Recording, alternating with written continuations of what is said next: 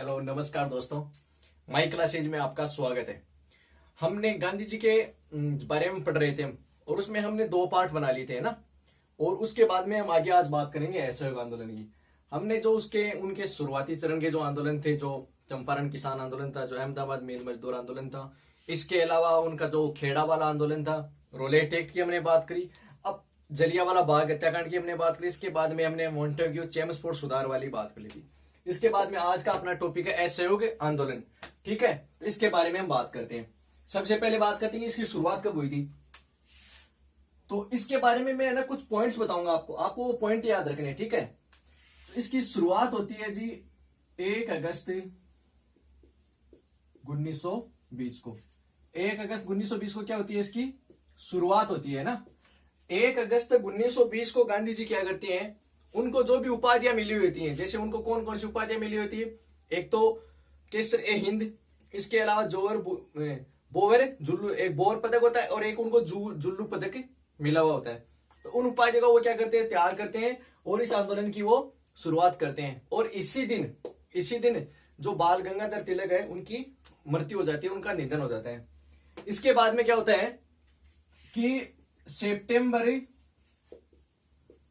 1920 में कांग्रेस का एक विशेष अधिवेशन बुलाया जाता है। इससे रिलेटेड इस आंदोलन पर चर्चा करने के लिए एक कांग्रेस का क्या बुलाया जाता है, विशेष अधिवेशन।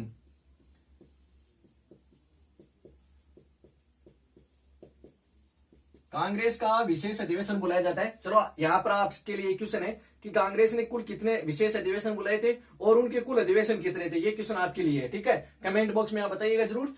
तो विशेष अधिवेशन बुलाया था सितंबर 1920 में और ये बुलाया गया था कलकत्ता में। कहां पे बुलाया गया था, कलकत्ता में।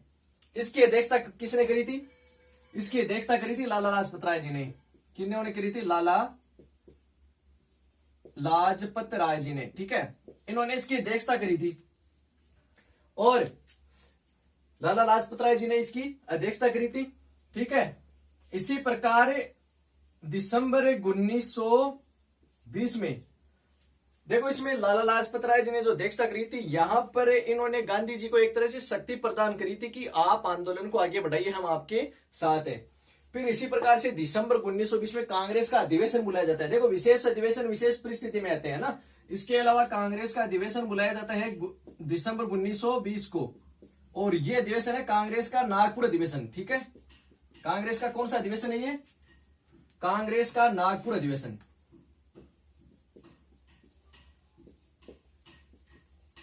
कांग्रेस का नागपुर अधिवेशन बुलाया जाता है और यह बुलाया जाता है एस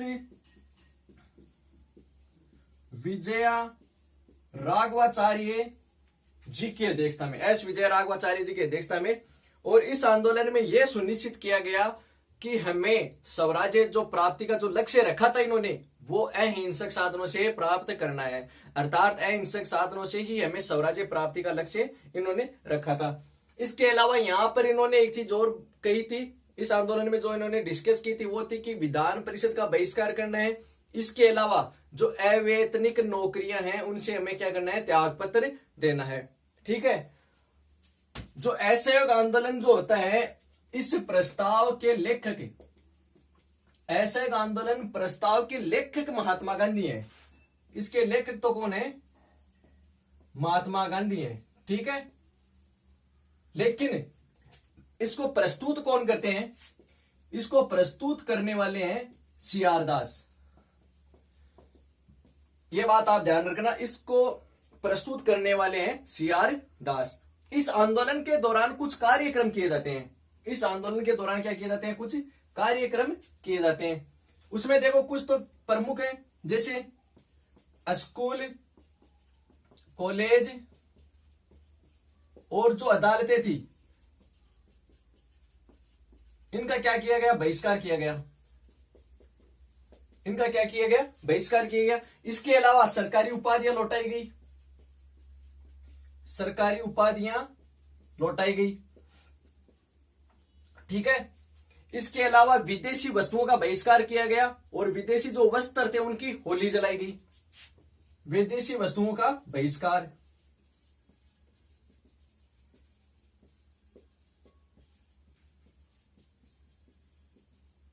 इसके अलावा कुछ और काम थे जिनमें प्रमुख रूप से राष्ट्रीय शिक्षण संस्थानों की स्थापना करना, इसके अलावा स्वदेशी जो वस्तुएं थी उनका प्रचार प्रसार करना, इसके अलावा जो चरखे का प्रयोग था उस पर बल देना या चरखे का प्रयोग शुरू करना। ठीक है, इसके अलावा मैं अगर और बात करूं, इसी आंदोलन के दौरान 3 फरवरी 1921 को, देखो ये जो आंदोलन है ना, ये 1920 से 1922 तक चलता है। ठीक है, 1920 से 1922 तक चलता है एक्चुअल में। तो 3 फरवरी 1921 को जो प्रिंस ऑफ वेल्स होते हैं, प्रिंस ऑफ वेल्स, 3 फरवरी 1921 को प्रिंस ऑफ वेल्स जो है वो मुंबई आते हैं। कहां पे आते हैं? उस वक्त इसका नाम क्या था? बंबई नाम था, है ना। प्रिंस ऑफ वेल्स कहां पे आते हैं? बंबई आते हैं, और बंबई में उनका हड़ताल के रूप में स्वागत किया जाता है। अर्थात उनके आने पर क्या की जाती है? हड़ताल की जाती है। इसके अलावा इसी आंदोलन के दौरान अगर मैं बात करूं तो जो नेताजी सुभाष चंद्र बोस थे, जो नेताजी सुभाष चंद्र बोस थे, वो कलकत्ता के नेशनल कॉलेज के प्रिंसिपल बनते हैं। कलकत्ता के नेशनल कॉलेज के प्रिंसिपल बनते हैं कौन? नेताजी सुभाष चंद्र बोस। और एक स्थान का नाम आप ध्यान में रखना, मदुरई। एक स्थान है मदुरई। यहां से गांधी जी जो खादी है उसको कांग्रेस की पोशाक बताते हैं। कहां से? मदुरई से जो गांधी जी है वो खादी को कांग्रेस की पोशाक बताते हैं। इसके अलावा आपको एक चीज ये ध्यान में रखनी है कि विजयवाड़ा आंध्र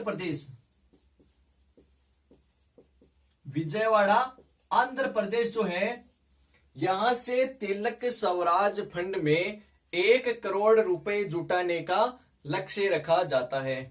ठीक है, विजयवाड़ा आंध्र प्रदेश में तिलक स्वराज फंड में 1 करोड़ रुपए जुटाने का लक्ष्य रखा जाता है। इस आंदोलन के दौरान जो भी गतिविधियां थी वो मैंने आपके साथ में बताई। यहां से कोई भी क्वेश्चन आ सकता है इनसे रिलेटेड। ठीक है, मैंने लगभग वो सारी चीजें बताई। देखो मैं जो आपको ये पढ़ा रहा हूं ना, जो जीके में आपको पढ़ा रहा हूं, ये आपके एसएससी, आपके रेलवे, इसके अलावा जो स्टेट की जो ग्रेड की एग्जाम होती है, फर्स्ट ग्रेड, सेकंड ग्रेड, और जो मतलब जिसमें जीके आता है, मैं सब्जेक्ट की बात नहीं कर रहा हूं, जिसमें जीके आता है, जीके इसमें है ना टोटल आ जाएगा आपका, कोई टेंशन नहीं बात, टोटल आ जाएगा। ठीक है, तो ये जो न्यूज थी ये थी अपने असहयोग आंदोलन के लिए। ठीक है, अब इसी दौरान क्या होता है, एक कांड हो जाता है जो आपको पता है। कौन सा कांड होता है जी? चोरी चोरा कांड हो जाता है ना। इसी दौरान कौन सा कांड हो जाता है? चोरी चोरा कांड।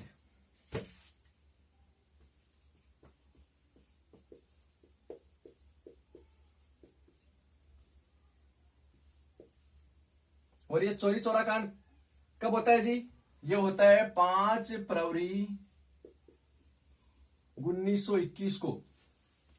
चोरी चोरा कांड होता है 5 फरवरी 1921 को। ये जो स्थान है ये है गोरखपुर में, यूपी में, है ना।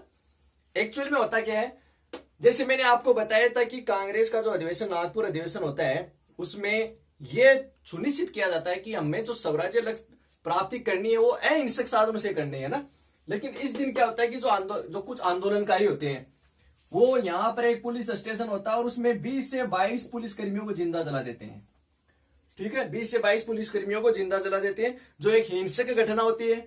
तो फिर गांधी जी क्या करते हैं, 12 फरवरी, तो गांधी जी क्या करते हैं फिर 12 फरवरी 1921 को इस आंदोलन को स्थगित कर देते हैं। और कहां से करते हैं गांधी जी? इस आंदोलन को स्थगित करते हैं बारदोली से। बारदोली कहां पे है जी? गुजरात में, है ना। गांधी जी जो है वो बारदोली, गुजरात से इस आंदोलन को स्थगित कर देते हैं। ठीक है, आपको ये चीज ध्यान में रखनी है। इसके बाद में देखो आप आगे, इसके बाद में अगर मैं आगे बात करूं, ये जो घटना होती है ना, इस घटना के आधार पर गांधी जी को 6 साल के लिए, ये जो घटना होती है इस घटना के लिए गांधी जी को 6 साल के लिए, 6 साल के लिए यरवदा जेल में डाल दिया जाता है। यरवदा जेल जो कि पुणे में है, यहां पर गांधी जी को डाल दिया जाता है 6 साल के लिए। लेकिन कुछ समय बाद उनकी जब तबीयत खराब हो जाती है, उनका स्वास्थ्य खराब हो जाता है, तो 1924 में उनको जेल से रिहा कर दिया जाता है। ठीक है, 1924 में उनको जेल से रिहा कर दिया जाता है। अब आपको एक क्वेश्चन आपको यहां से वैसे पता भी है आपको कि कांग्रेस का एकमात्र ऐसा अधिवेशन कौन था जिसमें गांधी जी अध्यक्ष बने थे? कांग्रेस का एकमात्र, तो वो था बेलगाम। कांग्रेस का बेलगांव अधिवेशन ऐसा था, और वो कब हुआ था? 1924 में कांग्रेस का एकमात्र ऐसा अधिवेशन जिसमें गांधी जी ने अध्यक्षता की थी, जिसकी गांधी जी ने अध्यक्षता की थी। ठीक है, तो ये कुछ बातें ऐसी थी, ये कुछ बातें ऐसी थी जो इससे रिलेटेड थी। ठीक है, इसके बाद में हम बात करते हैं स्वराज पार्टी की। देखना इसके बाद में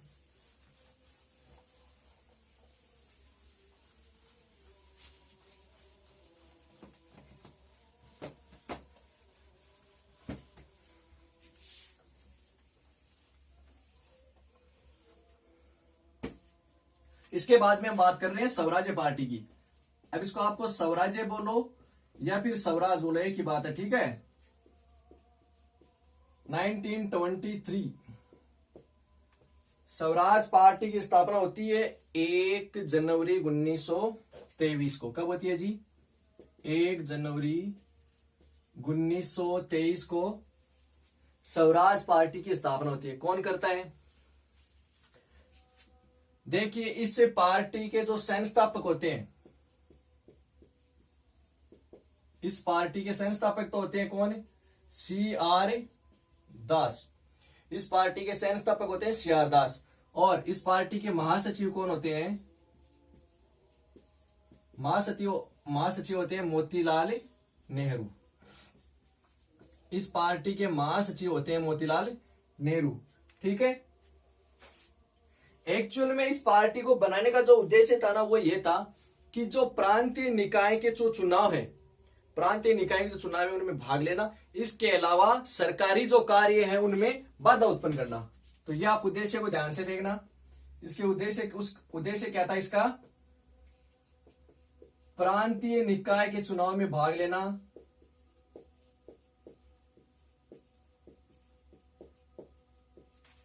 चुनाव में भाग लेना तथा सरकारी कार्यों में बाधा पहुंचाना, इसका जो था प्रमुख कार्य था।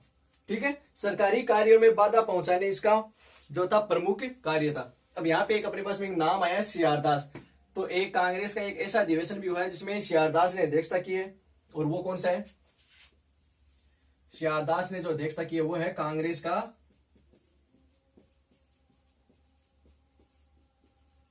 गया अधिवेशन। कांग्रेस का गया अधिवेशन, और ये हुआ था 1922 में। ठीक है, ये हमने बात कर ली स्वराज पार्टी की। अब हम बात करेंगे साइमन कमीशन की। ठीक है, तो नेक्स्ट अपना जो टॉपिक है वो है साइमन कमीशन। क्या आपको समझ में आ रहा होगा? अगर कहीं पे आपको दिक्कत लग रही है तो आप कमेंट सेक्शन के माध्यम से भी पूछ सकते हैं। ठीक है ना? चलिए यहां पे देख लेते हैं। नेक्स्ट अपना साइमन कमीशन।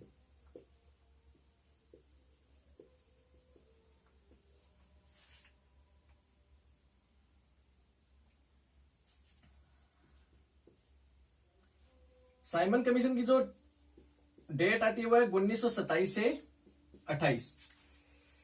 देखिए,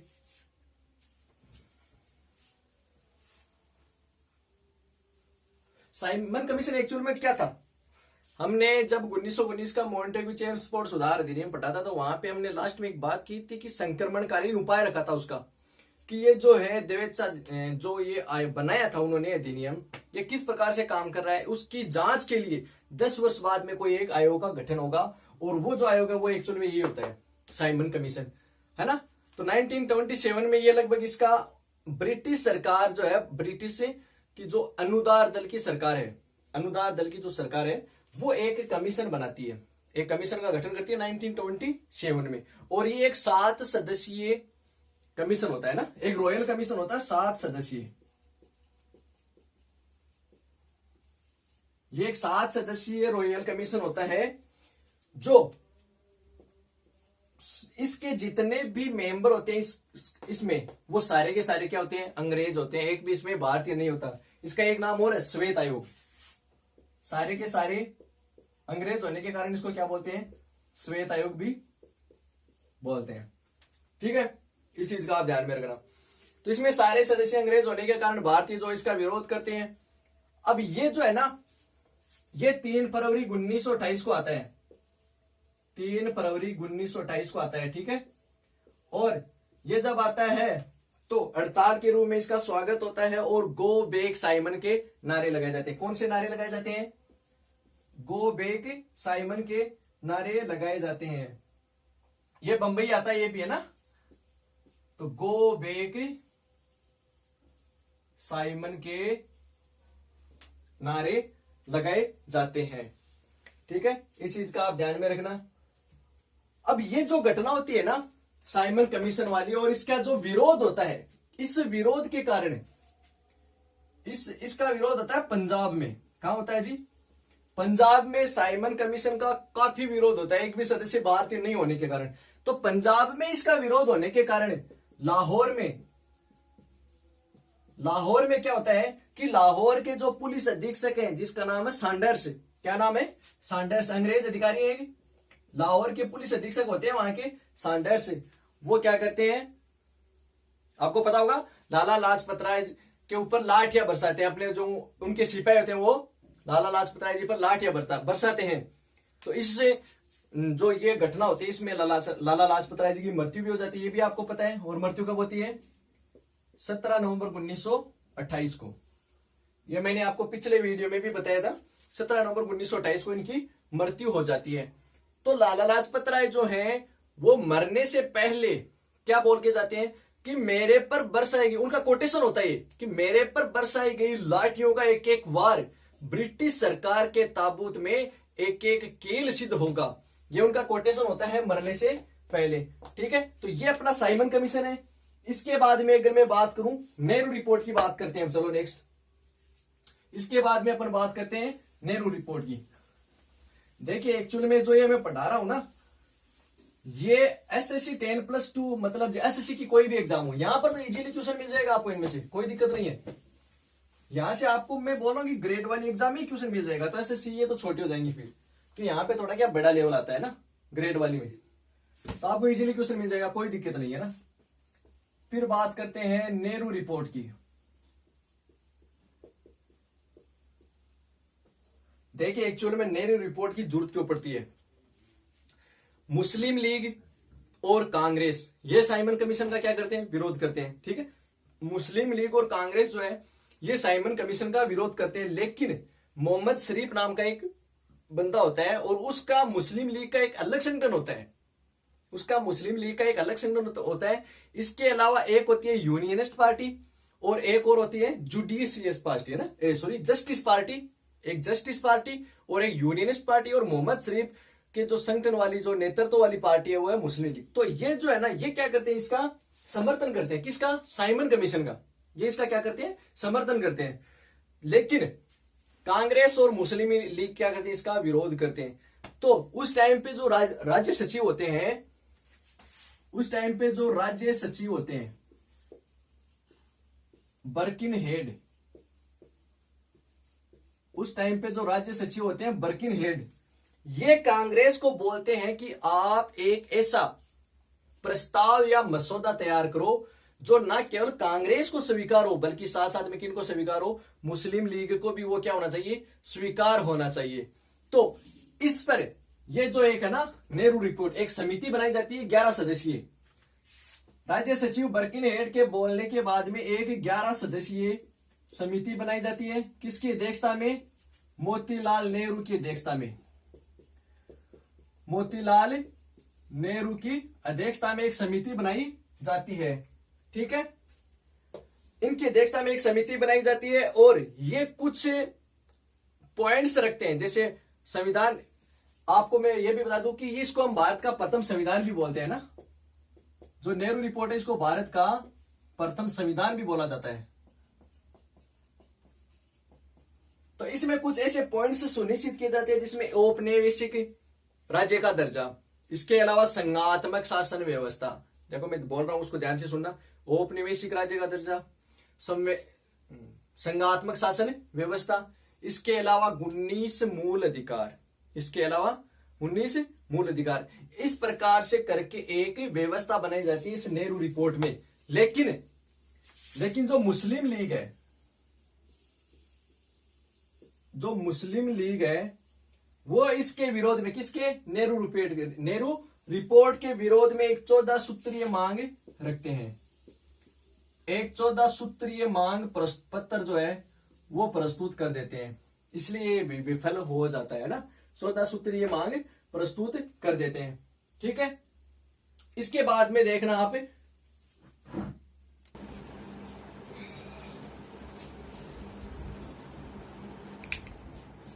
चलिए बात करते हैं। देखिए मोतीलाल नेहरू ने इसके जो रिपोर्ट थी इसमें हमने कई बातें बताई। इसके अलावा एक चीज और थी, वो ये थी कि जो मुस्लिमों को जो 1909 के भारत परिषद अधिनियम के तहत जो मतदान का अधिकार दिया था, प्रत्यक्ष मतदान का, उसको समाप्त कर संयुक्त निर्वाचन प्रणाली आनी चाहिए। ये इस रिपोर्ट में बोला गया कि मुस्लिमों को दिए गए प्रत्यक्ष निर्वाचन के को समाप्त कर संयुक्त निर्वाचन प्रणाली को अपनाना। ये इसमें 4 चीजें थी इंपॉर्टेंट। एक तो औपनिवेशिक स्वराज्य प्राप्ति, दूसरा क्या था, संघात्मक शासन व्यवस्था, इसके अलावा 19 मूल अधिकार, है ना, इसके अलावा 19 मूल अधिकार। चलो मैं एक बार लिख देता हूं ना, औपनिवेशिक स्वराज,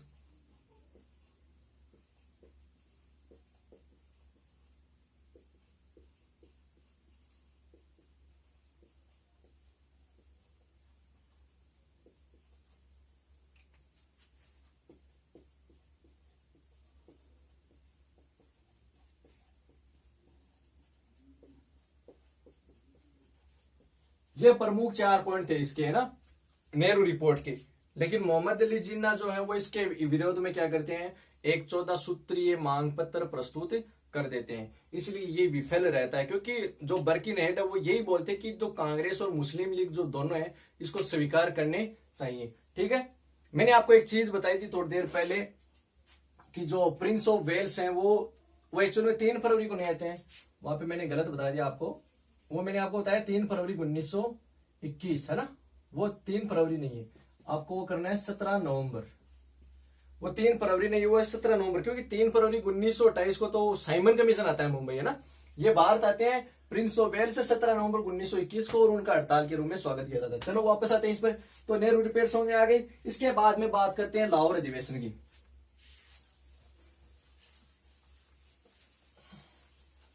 लाहौर अधिवेशन कब हुआ था जी? लाहौर अधिवेशन होता है 1929 में। कब होता है?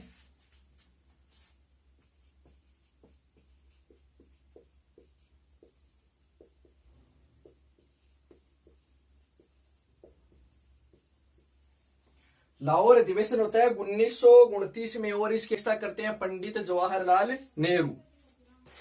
अध्यक्षता कौन करते हैं इसकी?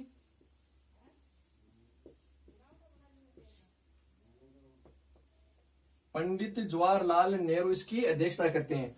और जो नेहरू रिपोर्ट में यह बोला गया है कि औपनिवेशिक स्वराज्य की प्राप्ति, उसके स्थान पर पंडित जवाहरलाल नेहरू यह बोलते हैं कि हमें औपनिवेशिक नहीं चाहिए, हमें किसी का उपनिवेश नहीं बनना है, हमें तो पूर्ण स्वराज्य चाहिए। क्या चाहिए? पूर्ण स्वराज्य का अधिकार चाहिए। यह बात इस लाहौर अधिवेशन के दौरान पंडित जवाहरलाल नेहरू बोलते हैं, पूर्ण स्वराज्य की प्राप्ति होनी चाहिए। इसके अलावा 31 दिसंबर 1929 को 31 दिसंबर 1929 को लाहौर में रावी नदी के तट पर पहली बार यह घोषणा की जाती है कि प्रत्येक 26 जनवरी को स्वतंत्रता दिवस मनाया जाएगा। प्रत्येक 26 जनवरी को स्वतंत्रता दिवस मनाया जाएगा। और ऐसा पहला स्वतंत्रता दिवस हम कब मनाते हैं? 26 जनवरी 1930 को ऐसा पहला स्वतंत्रता दिवस मनाया भी जाता है। इस 26 जनवरी की इंपोर्टेंस के कारण ही 26 जनवरी को जो संविधान लागू होता है, ये भी आप ध्यान में रखना, ठीक है। इसकी इंपॉर्टेंस होती है ना, 26 जनवरी को जो रिपब्लिकन डे है ना, वो इसी कारण का इंपॉर्टेंस रखता है अपना।